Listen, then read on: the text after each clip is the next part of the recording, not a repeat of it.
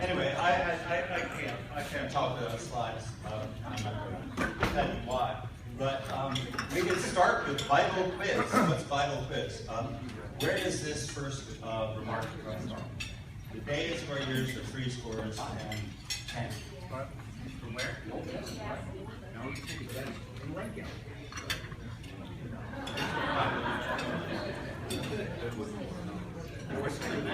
It's from the 90th Psalm. And the Psalms were written about 600 years before the Common Era. So, a long time ago, people understood that people lived a long time. And you'll hear that cavemen had a life expectancy of age 35. And in the 1700s, people lived to age 40. That was the life expectancy of birth. The life expectancy of men who survived the first 5 years of life, and the life expectancy of women who survived the birth of their last child has always been 70, 60, or 80 years. Okay? So aging and longevity are the two things that human beings do. Some other animals do too, and it's kind of interesting. But on the first page, they didn't teach you this in contemporary civilization. Of course, it's humanities, so we read about these things. But Aristotle died when he was 62. Poor guy. Sophocles lived until he was 95. Right? Titian, the painter, lived until he was 90. Michelangelo was 91. And Socrates died at age 70. He probably would have lived longer than that, right? If they had So this kind of inside joke that people from Columbia hear about Socrates. Anyway, here are our emails. And if you go to www.atonic.com, there are a series of tests that we designed, computerized tests, that measure cognition. And we originally developed these for patients who had brain injury or concussions or toxic exposure. And then we discovered they were really useful for kids with ADD or learning disabilities. And then we discovered that they had some very, very interesting patterns in people with various kinds of aging-related cognitive problems. So you can go and actually take these tests. It's completely free, okay, there's no obligation. So if you want to go to Atonic, you can take the test. And if you want to know what the tests mean, you can just go to our other website, and it'll tell you all about it. But this is what we discovered. As we were developing these tests, we had to norm them, which means we had to get data from thousands of normal people. And what we discovered with these normal people is, for example, in terms of memory goes up and seems to peak between age 30 and 35. And then gradually declines. So any human being past the age of 50 has the memory capacity of an 11-year-old child. Children have to have better memories because there's a lot of stuff for them to remember. It's interesting how old people remember things. Usually the things that happen to us, we just kind of set down on our pre-existing templates. You know, we don't remember the specifics. No, short-term memory isn't really a good word. We're talking about explicit memory, or declarative memory, memory for events like this. Okay? Short-term memory is now usually refers to working memory, which is a different kind of function, which you don't. Processing speed does the same thing. Processing speed is how our brain processes information, and our brain gradually processes information more slowly, starting at around age 30 or 35. So we're on this downhill slope, which is interesting. So why are we supposed to be here?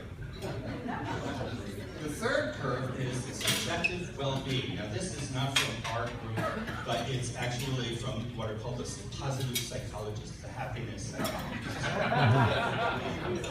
And their curves are exactly the converse of ours. So, in other words, when you're at your optimal point in terms of neurocognitive function, you're at your low point in terms of happiness. And as you get to slow down, and as your memory begins to fail, you actually look at a lot happier.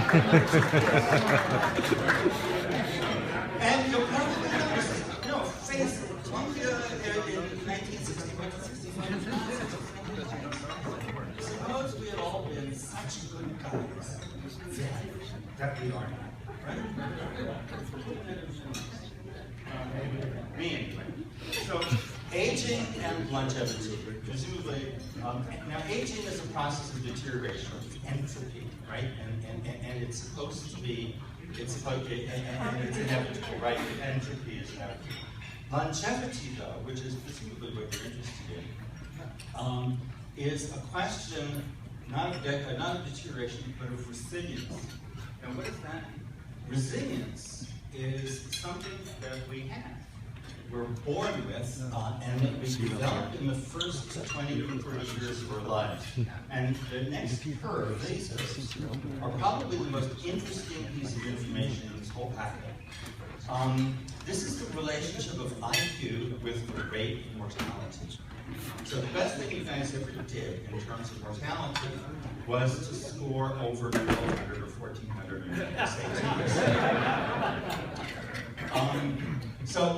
these studies were done in Scotland. In Scotland in the 1920s and the 1930s, school children routinely administered IQ tests. They were just developing the IQ tests at the time. And then they actually followed these people over the next 50 and 60 years. The red lines are the low IQ group, and the white lines are the high IQ group. And there's all sorts of interesting things. The high IQ group has in men has a dramatic decline for a while, and that was the Second World War, when the low IQ guys weren't drafted, but the high IQ guys were. But even after age 50, there was a substantial differential mortality between high IQ and low IQ people. Now, intelligence is only one measure of resilience. There are other measures that you can take.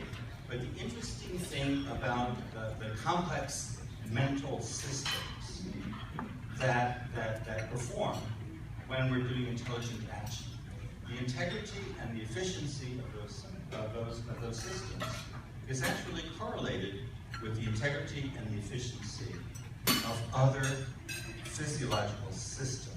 Did I make any sense at all? So the gene, Dennis will be telling you about the ApoE gene, which is predictive of Alzheimer's disease, at least one of its allele.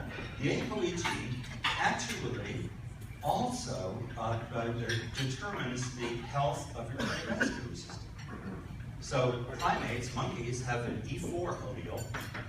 The human beings, the hominids, have developed E2 and E3 allele, which are protective. And those alleles actually protect us from Alzheimer's disease, but they protect us from cardiovascular disease. At every point, when you look at the natural endowments that some people have, and that unfortunately other people don't have, you'll see that those who have, to those who have much is given. Is that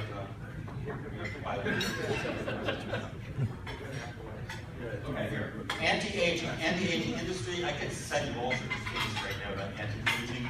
There are two important things aside from IQ that will predict how long you're going to live and whether you're vulnerable, whether you're going to be blessed with exceptional longevity.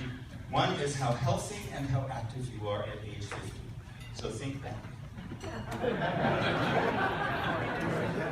Just to say, whether or not you have long-lived mother. So I don't know about your Uncle Alan, but he counts, but if you have a long-lived mother, you're in good shape, okay? So those are two things that are really predictive of exceptional longevity, which is beyond what the Psalms say we're entitled to 70 or 80 years. At age 70, what can you do? You can't do anything except what your GP tell you to do. Eat right, stay active, and get some. And eat right, stay active, and stay healthy. Right?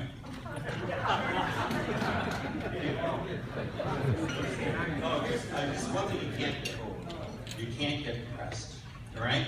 This is the decline in cognition in people who are not depressed. We have to go down from age 18 to 70, right? It's a nice gentle curve. People who are depressed go down, are lower to start with, and then they go down quite precipitously after age 50. So staying healthy among adults is a question not only of the blood pressure, cholesterol, all that stuff, but it's a question of not being depressed. And let me tell you about depression. We have an extremely low threshold for giving older people SSRIs like Zoloft or Lexapro or Wellbutrin. And irritability, okay? Being a grumpy old man or being jealous, bitter. Take an antidepressant. If you're not developing this upsweep, when you get older, you should be getting happier. You should be getting happier. It's an normal thing to do. Anyway, I'll tell you about my secret formula for aging. At our 75th anniversary, when I know it works. There are 300 theories, at least 300 theories about why we age and what we can do about it. But there is what's called factor X. Factor X is what the scientists refer to as stochasticity. And that means unpredictability of events. So no matter how much green tea you drink, and how many intravenous nutrients and antioxidants you take, how much exercise you get, and how long your mother lived, okay? There is a stochastic factor. There's an uncertain factor. And you're only going to live as long as you're going to live. And so the secular among us would refer to good luck, or the pious among us the grace of God, but that's what we're faced with. But here, final advertisement. This is a fabulous restaurant in Chapel Hill, North Carolina. Owned by my wife. We're open and if you come to Chapel Hill carrying this, we will give you half off on your steak.